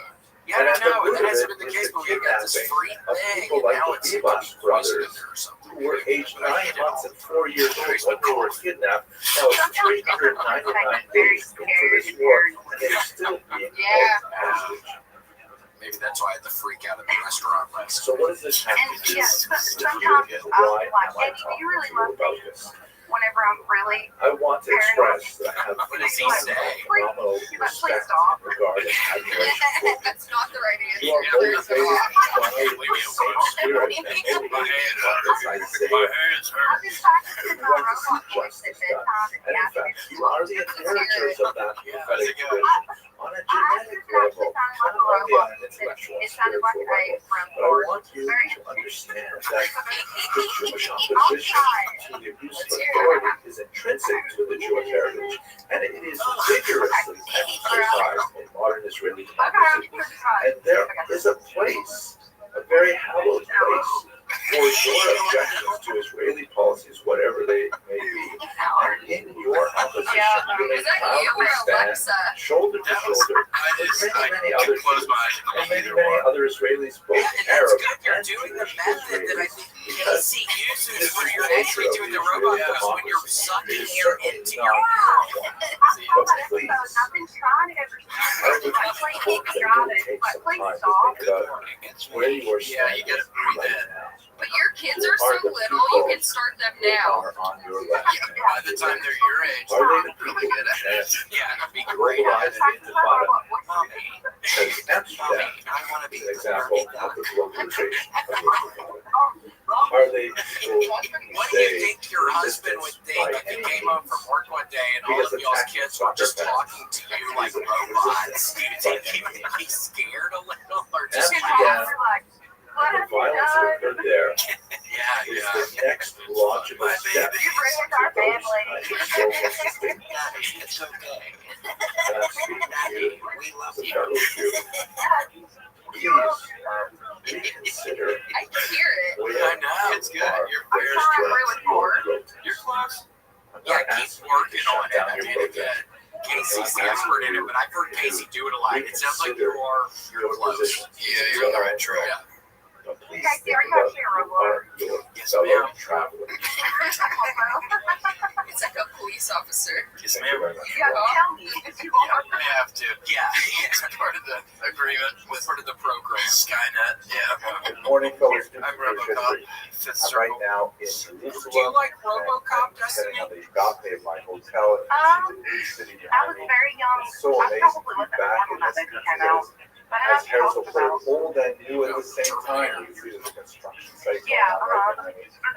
This is just Yeah, I was always resilient a Terminator guy society. and Robocop, but I wanted to be a Robocop guy. It's good. I only ever saw the first one. Rejoicing in our modern future. Those were the I'm coolest delighted to guys. be here in my capacity as the I know. I wanted to be a many Robocop. yeshivot about the tremendous value of studying in our institutions, mostly Americans who are He was so good with returning the back guns. to America You have after some of the their best guns yeshiva around. studies here. I know. Wait, so Destiny, what are y'all eating tonight? What are you gonna make I've everybody? seen so much strength Yeah, and you feed society here after Yeah, one of the twins utilizing here of so we're gonna do religious something with conflict, it. which is still ongoing. Everywhere you go, you see all kinds of posters and signs demanding the return of the hostages. On the bus, you see the That slogan, would be "Yachad tasty. and Can you make us some? together we Mail me will win." Yeah. And this is society determined to bring back all of the hostages Mail me and a to corn, return to a please. level of peace with their neighbors, especially You don't have corn in Texas anymore. They stopped selling it. Yeah, I want to say that I'm so grateful to the many supporters that we've had around the world. I want to especially call out Larry Brent, who was at the Kingsville United Methodist Church in Missouri, and his grandson Ian, who have been supporters for decades of Israel and the study of Jewish history. And, you know, we're really grateful that we are not completely alone in these very difficult struggles. But as you can see from the cityscape of the New Jerusalem behind me, this is a country that has a long story. Yeah, for sure. Give y'all a picture. Just look for a tall guy, with glasses. Oh, yes. With Very, cancer very- on his hands. Yeah, Hello, fellow students of Jewish Listen to history. the robot I've just voice. returned from an amazing visit to the state of Israel. I was there in my capacity as Dean of Lander College for Men in Queens, New York, Yeah, looking forward speaking to that. at largely English-speaking yeshivot to students, mainly from America, but also from Canada, the UK, and other places who are interested in returning to the United States and taking a degree here at our college. And while I was there, I had the phenomenal, wonderful experience of seeing my sons who now live in the land of Israel. And while we were traveling on one particular highway, I was commenting on the incredible prevalence of the yellow ribbon everywhere. Sometimes in monumental forms, like this example here, where they have all over the state of Israel these yellow ribbons. And while I was speaking with my sons in the car, it came up that they really didn't know the backstory of the yellow ribbon. So I thought I'd take a minute to tell all of you about it in case there are those of you who were born, let's say, after 1970 who may not be familiar with the famous song associated with it and the unusual Jewish element to that backstory. So looking at the state of Israel, this yellow ribbon symbolizes a national solidarity with the Khatufim, the kidnapped ones. The 100 odd people who still remain trapped in Gaza by Hamas after their attack on October 7th. these people, many of whom are children, they're children under the age of 5 who are kidnapped, who are still not returned. So as a symbol of solidarity, you see the yellow ribbon everywhere. I myself picked up some of these yellow ribbon lapel pins, and the color yellow is especially important. Quite often you'll see it like the yellow chairs, the empty seats that are placed in installations all over the land of Israel. Remember the people who are not at the table. Really very, very moving and powerful kind of demonstration. So what is the story behind that color yellow, and specifically the yellow ribbon? So it is a very old tradition. It's been traced back to European colonists in pre-revolutionary America, and it seems to evolve around certain themes. One of the most important is the idea of women wearing yellow ribbons as a reminder of their loved ones who are far away, often taken off into war. It has a military context. The American military has adopted it as a symbol as well. And it was popularized in 1917 in particular by a song composed by George Norton. You see the sheet music. Around her neck she wears a yellow ribbon for her lover who is fur away. And there are many different variations on the theme. In 1949, a film was made of this.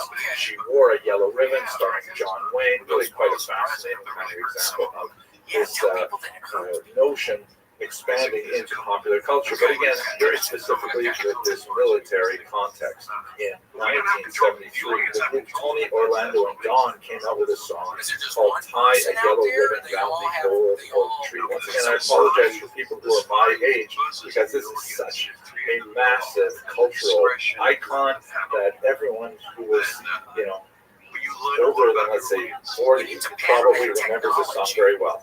It became the top song of 1973. It sold 3 million records in just 3 weeks, and really cemented the idea of the yellow ribbon symbolism within the American mindset, at least.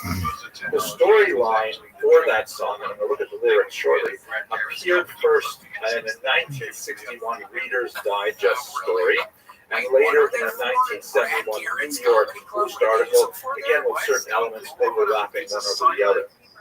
It was, however, the lyrics of 2 Jewish songwriters from New Jersey, Erwin Levine, born 1938, and L. Russell Brown, who was born in 1948, that really captured a particular version of this story, and something that I think everyone my age has all basically memorized. Let's have a look at the lyrics and you'll get a sense of why this song was so popular. So he writes, "I'm coming home, I've done my time. Now I've got to know what is and isn't mine. If you receive my letter telling you I'd soon be free," unfortunately it's not actually saying, but you don't want me to say, "then you'll know just what to do if you still want me." Speaking, as it were, to his girlfriend, wife, we don't know for sure, saying that, listen, I'm coming back home from prison, and I don't know what our relationship is going to be like. I don't know if you're still hoping for me. I don't know if you cut me out of your life, but I want you to leave a symbol for me. Then the chorus famously goes, "Tie a yellow ribbon round the old oak tree. It's been 3 long years. Do you still want me? If I don't see a ribbon round the old oak tree, I'll stay on the bus. Forget about us. Put the blame on me. If I don't see a yellow ribbon round the old oak tree." Right? That's the whole setting for it. Then, beautifully, the lyrics go, he speaks now to the bus driver. He says, "Bus driver, please look for me, because I couldn't bear to see what I might see. I'm really still in prison, and my love, she holds the key. A simple yellow ribbon is what I need to set me free." So basically, he can't bear it. He's waited so long, he hasn't heard from his wife, apparently, or his girlfriend, and he's saying, "I don't know what I'm going to see when we get up to the old oak tree," so he asks the bus driver to please tell him what he sees. Is there a sign that he's welcome after coming back from prison? And then the last verse goes, "Now the whole damn bus is cheering, and I can't believe I see 100 yellow ribbons round the old oak tree." And he finally is emerging from his prison, which is not a physical prison anymore, but still very much a mental and emotional prison. he sees that his life is still with him, still supporting him, his life still wants him. Brisson has occasionally been criticized as overly sentimental and kind of schmaltzy. I don't think that's a fair criticism. What I think, in the context of the permanence of the symbol of the yellow ribbon, it speaks to a very, very deep need of those of us who are yearning for the return of the Constantine to express how much we care about them, how deeply we are still connected to them, and that this current conflict is not end until all of them are safe at home.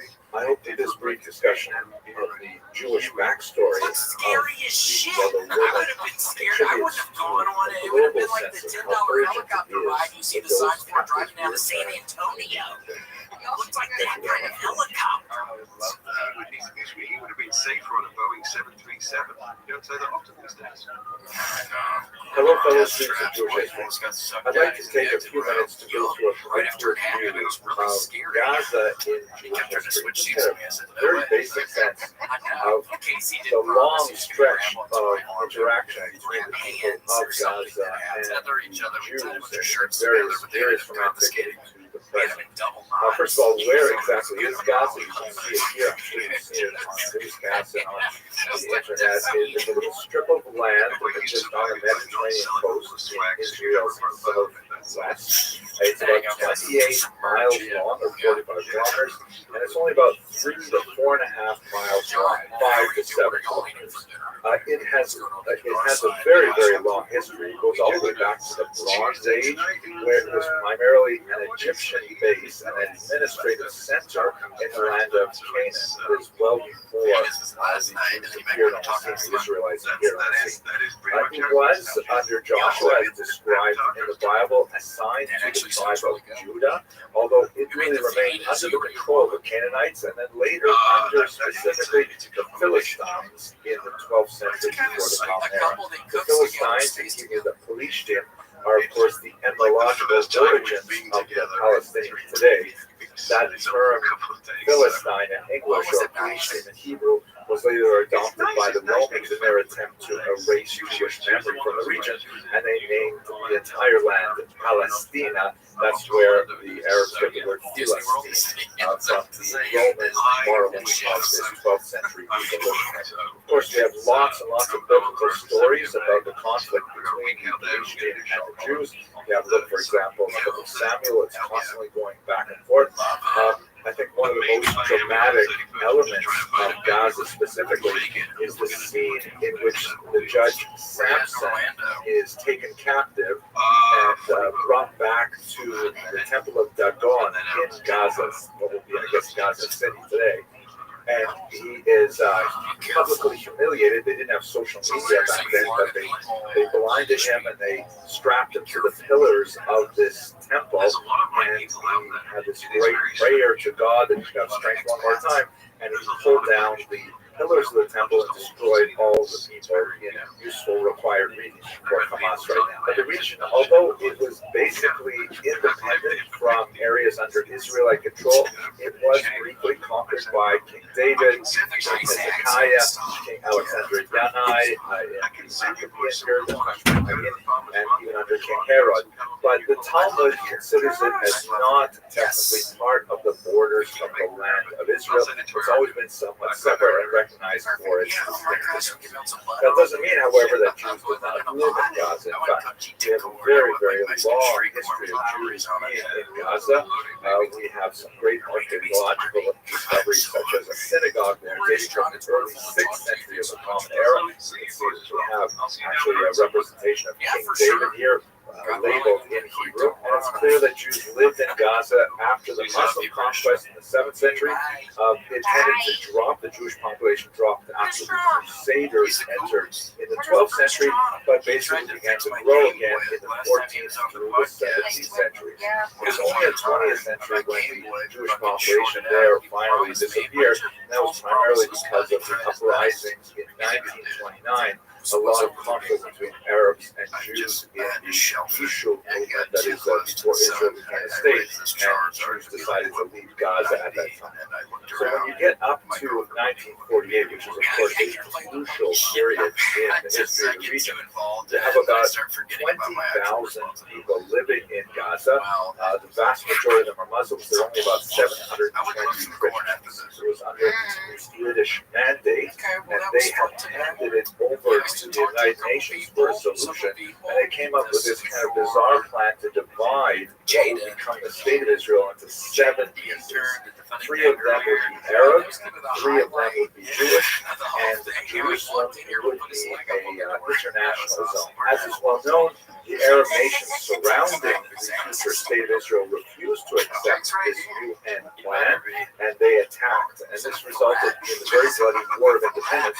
Amazingly, the state of Israel was not only able to maintain itself, to not have all the Jews pushed into the sea, but they actually even consolidated their territory somewhat. Gaza, however, was left under Egyptian control. The Arab population of the Gaza Strip expanded tremendously as tens of thousands of Arabs fled the conflict and made their way into Gaza. So it expanded to about 88,000. And then after the armistice, it actually grew to 360,000, which is characteristic of the Gaza Strip. It is a phenomenally overpopulated piece of land.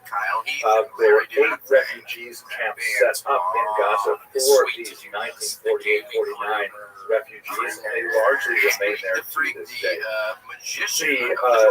The area is plagued by huge unemployment. Gazans were not allowed to work even in Egypt until 1952, and the unemployment rate was hovering around 50% at that time. Terrorist attacks from Gaza into Israel prompted Israel to briefly conquer the period in November of 1956, and then to retreat in 1957 once diplomatic arrangements were made. Unquestionably, however, the most significant date in the history of Gaza and its relations to land Israel is June of 1967, when the remarkable 6-day war occurred. In 1967, Israel was preparing for a massive attack by the Arab armies that surrounded it, particularly Egypt and Syria. They launched a preemptive strike, largely using superior air power. They were able to expand the borders of the state of Israel dramatically, encompassing the entire Sinai Peninsula, the region that had been controlled by Jordan called the West Bank, and the Golan Heights to the north. The Gaza Strip, of course, was also now part of the region that the state of Israel was responsible for. However, and this is really crucial, the state of Israel had to determine what it was going to do with these territories. Some territories were annexed, meaning they were made part of Israel permanently. That includes East Jerusalem, for obvious reasons, because that is the historical capital of the Jewish people, and the Golan Heights in the north, which had a significant military advantage because it overlooks Damascus and it also overlooks the Galilee from the other side. So controlling that was considered very significant. But the Sinai Peninsula, the West Bank, and the Gaza Strip were not annexed, and they were rather occupied. And there was a lot of mixed thoughts in Israel about what to do about these territories. A large body of public opinion felt that now that Israel had really demonstrated that it was here to stay, then the Arabs would then come to the negotiating table and they would be able to exchange land for peace. Surprisingly, that did not happen until 1978, when President Anwar Sadat of Egypt made a very heroic gesture and essentially traveled to Israel, met with Menachem Begin, the Prime Minister, and together with the work of President Jimmy Carter, they hammered out the Camp David Accords in 1978. As part of the Camp David Accords, this is very important for our purposes, the entire Sinai Peninsula was given back to Egypt. So Israel controlled it from 67 to 78 and gave it back in exchange for a peace with Egypt, which has basically held. There have been some moments of tension, including in our own times, but nevertheless, it's basically a peace that is held. But the thing is, Egypt did not want to take the Gaza Strip. By this point, in the late 1970s, Palestinian national sensibilities had grown significantly. They were associated with a lot of terrorist activities around the world, in airports, at the Munich Olympics, and so on. And the Egyptians simply didn't want to have anything to deal with it. And so Israel was kind of left holding the bag, forced to maintain this piece of territory with a very hostile population, with very poor employment, and with very poor economic trends. Things looked a little better for the possibility of a two-state solution with the Oslo Accord in 1994 and 95, when the Palestinian Authority was established, which theoretically gave Palestinians a degree of self-rule within both the Gaza Strip and in the West Bank. However, that has failed to take sufficient hold for reasons which are beyond the scope of this narrative. Ultimately, however, by 2005, the Israelis have realized that maintaining the Gaza Strip was militarily simply too costly, and that with the demographic imbalance, because the Gazans have very large families, and there's an inverted age pyramid with a very, very young population there, and with continued unemployment, it would simply be untenable. And although there have been some very successful Jewish enterprises and settlements established within Gaza, in a period of tremendous national turmoil, Ariel Sharon ordered disengagement or essentially a retreat from Gaza, and all of those Israeli settlements were removed.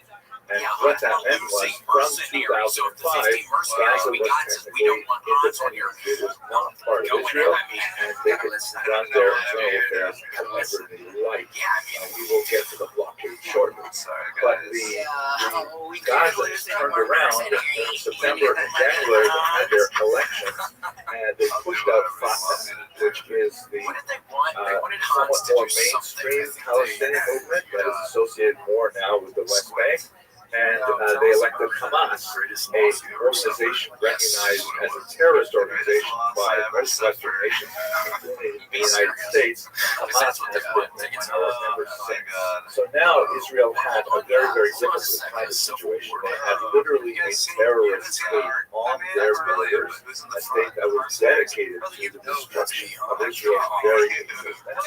And Israel had to figure out how they were going to have these very, very hostile neighbors. The blockade was intended to make sure that the Gazans under Hamas could not import weapons, and then later so they could not import secondary materials that could be made into weapons. That has proved to be not very successful because Hamas has taken much of the foreign aid that is poured into Gaza, humanitarian aid in many cases, and has diverted it to building more and more rockets. And in fact, rockets are the primary way in which Gaza interacted with Israel. That and the use of war cases. After 1967, there was actually a period of some prosperity for Gaza, as in an attempt to develop some kind of normalcy, some kind of relationship with this population, Israel allowed Gazans to work in the country, and they issued thousands upon thousands of work permits. In 1971, 32.7% of Gazans worked in Israel, and the unemployment rate was almost zero. By 1979, the number of Gazans working in Israel had risen to 42.4%. By 1996, it was at 46.1%. With a steady increase of economic interrelationship between Israel and Gaza. The Gazans were largely working in menial labor and construction and things like that, but nevertheless, there was at least funds flowing into the region. In 1987, however, things exploded with the first Intifada, which was kind of a Palestinian expression of disgust at the lack of progress that they had made towards statehood. And Israel, responding to many of these violent demonstrations, began cutting down on the work camps. By 1993, the percentage of Gazans working in Israel had been reduced to 26.5%, basically half what it was in 1986.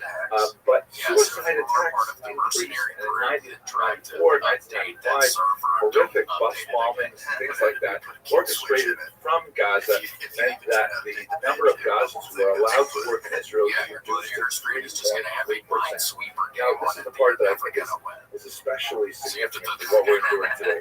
According to some quite insightful reporting by Reuters, Israel is apparently caught off guard because they were lulled into a sense of security, thinking that, hey, things were getting better. It looked like the Gazans were beginning to realize that, working for a living and building your home is much better than trying to destroy it with barbarism and with war. And in fact, the number of work permits that were given to Gazans was going to be increased. And so Israel seems to have let its guard down, thinking that maybe we're slowly, like we are with many countries in the region, maybe we're finally getting to a normal kind of relationship. But that, in fact, was not the case because Hamas was still in control. Hamas, throughout this period, has been launching rockets, particularly at cities in the south like Sderot, and with newer technologies beginning to reach further north like Tel Aviv and even Jerusalem. And although the Israelis countered with the development of a remarkable device, Iron Dome, which is the equivalent of hitting a moving bullet with another bullet, that essentially blunted the impact of much of the rocket fire, but then the Gazans, the Hamas, began to use the strategy of kidnapping. In particular, Gilad Shalit was kidnapped in 2006, was held for 5 years, and because of the Israelis' vaunted opinion that no soldier should ever be left behind, they actually negotiated a controversial deal of releasing 1,027 Palestinian prisoners, some of whom had been jailed for violent terrorist crimes, in order to get back Gilad Shalit. And that's basically where we are today. Hamas has clearly learned that the Israelis are sensitive to kidnapping, that Israelis value their population, and that they want to get their children back. And all I can see from a historical perspective is that Hamas worships death and wants to increase the suffering of their population. Rather than pursuing the route of working towards prosperity, it seems that all of their energy is going to more and more bombs, more and more violence. Fred Claus Jr. We know have lots of fun. Happy birthday to you, Santa. Hope you go to the park with your son. Hello, fellow students and tuitions. Let me begin this video with you guys have the first same of all, exact birthday. in accordance with And it's Fred Claus Jr. Yeah, Fred and his dad. Well, Fred Claus is Santa's son. Yes. A historical phenomenon that happens. Is that canon? Yeah, that's canon. That's Santa canon. Yeah. Yeah, I didn't know if you were talking about Jesus was born on that day first, but no, his son. Yeah, he's the ultimate son. Jesus is the ultimate boy. We're all trying to be like Jesus to our God. Yeah, we're all trying to be like Jesus to our Godfather. That's so true. Rand says that too sometimes. Where'd y'all hear that from? Unitarians say. What I intend to do in this short video is first of all I saw some discuss what it just is we mean by the term Zionism. What exactly is that as an historical phenomenon? I watched it last night. I was watching it last night. It was just it was like it was trying to be too weird or something. I don't know. I didn't really like it. And the other guy in it who I love, Malkovich. That hide the term anti-Zionism, but are basically just So that little guy, I have discussed this in other videos, much more detail. Yeah, he was kind of crazy, and right off the bat, the one guy, he's like all serious, and that guy's almost just like a clown or something. That's Chris Evans' brother, right? Dude, it's Liam Hemsworth. Oh, as we have feared. Wait, is it? I mean, I posted it. Oh, yeah, it's Liam Hemsworth. Yeah, I love Liam Hemsworth. That's Thor, right? Thor's brother. Yes, and he was. Dude, this guy, Liam Hemsworth. And I know him for years. It just what happened there? What happened there? Probably her voice. Yeah. You know, she sound like I'm Miley Cyrus. She's beautiful.